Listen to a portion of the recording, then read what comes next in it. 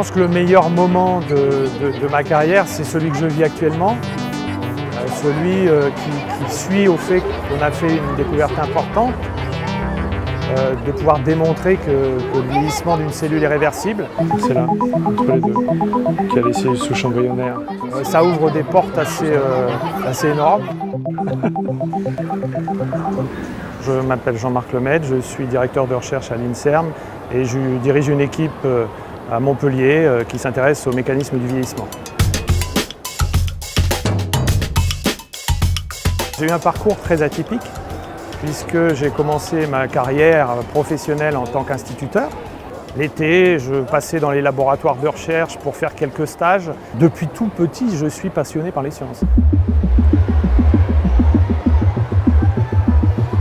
Par définition, je suis un optimiste. L'échec n'est pas un problème pour moi. Depuis très longtemps, je l'identifie comme un moteur.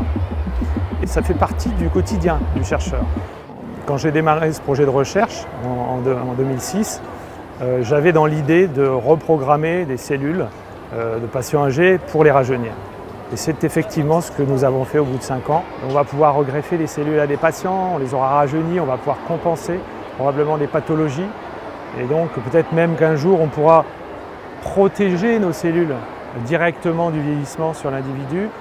Vivre le plus longtemps possible et en bonne santé, je pense que c'est un objectif qu'on ne peut pas laisser de côté.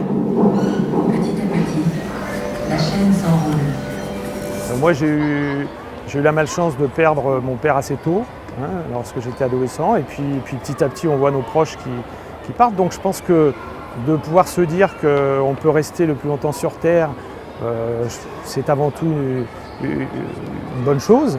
Ma devise, c'est une phrase d'Oscar Wilde qui dit il faut toujours viser la Lune et même en cas d'échec, probablement on va atterrir dans les étoiles.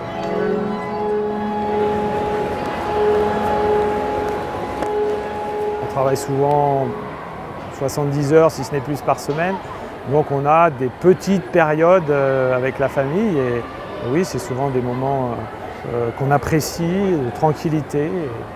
Je produis mes olives, je fais de l'huile, on est dans le sud de la France, donc voilà, des plaisirs simples. Est-ce qu'on sait si l'olivier est mortel? Je ne suis pas sûr. Il y a des oliviers qui ont des milliers d'années, et même un olivier qui est complètement noueux, qui a subi les épreuves du temps, il va vous refaire un petit bourgeon avec une feuille toute neuve. Donc il y a probablement un petit secret à percer dans l'olivier.